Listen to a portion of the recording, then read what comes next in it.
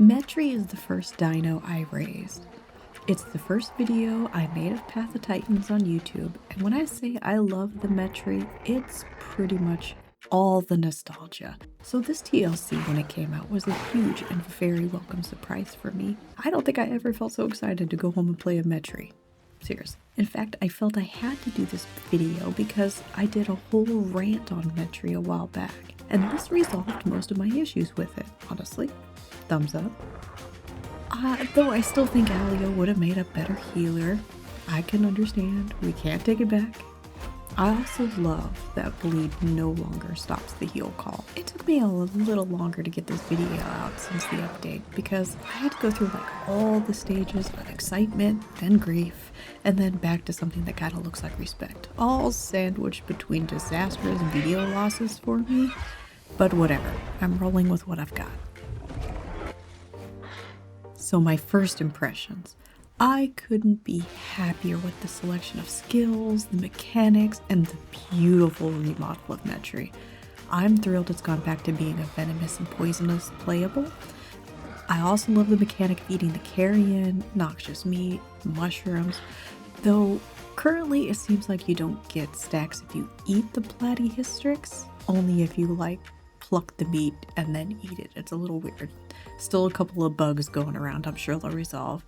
Cave mushrooms, waystone mushrooms, which I don't think they're ever going to add waystone mushrooms, which I get because I would have ran around eating those all up on officials just to do it. My second impression of Metri was that it has a pretty high skill ceiling. You know, it's not exactly just a push and go kind of dino. I played for a near solid week, and during that time, a lamb walked off a cliff and then still proceeded to beat me senseless. I died to a group of chickens, a tyrannotype, and an alpha critter teaming up against me. That was a very rough week. But during that time, I played around with a bunch of different builds, and at the end of the day, I'd say these are my top two. For a toxic build, I like the Toxin Bite with Prowler, though Toxic Presence also works. Claw Attack, Putrid Scales. I use Jump, but I just love jumping around like an idiot, and unfortunately, I lost the video, but it's also very effective against Packies. Trust me, take my word for it. Because they can't get away from you, you kind of become a goat. But if jumping around and letting Packies taunt you from cliffs doesn't faze you, then I would recommend Brace Legs. I just personally found that the kick to be too stam heavy for me, when it only does 10 more damage than your tail and the exact same amount of knockback. What just wasn't worth it for me.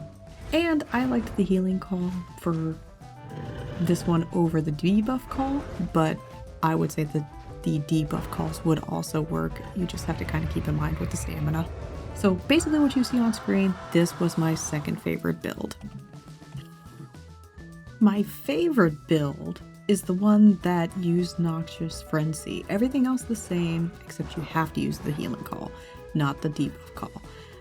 This was the build that finally felt like it was kind of coming together for me. Basically what you do is you go ahead and you just pop your healing call, you get into the fight, then you use Noxious Frenzy, and then you pop another healing call once that first one runs out. So you are just continuously healing for those 2 cycles. The only downside was trying to keep the 15 stacks on at all times. I thought this would be easier on Riparia than on Gondwa, and I was surprised to find that they had removed mushrooms from a few of the biomes that previously had them, like Hollow Hills. Now, they do have the cave mushrooms, but like I'd mentioned before, they don't work. Neither do the shelf mushrooms, though you can actually eat the shelf mushrooms and not the cave mushrooms, so maybe they'll change it in the future, maybe they won't. We'll see. Overall, my final thoughts on Metri was it was a great improvement. It does feel a bit rougher to play than it did before, and a little rougher than its peers. But it is great in a group and solo. It's pretty viable with the kit it has, and I can understand why the kit it has is why you wouldn't raise its health or speed.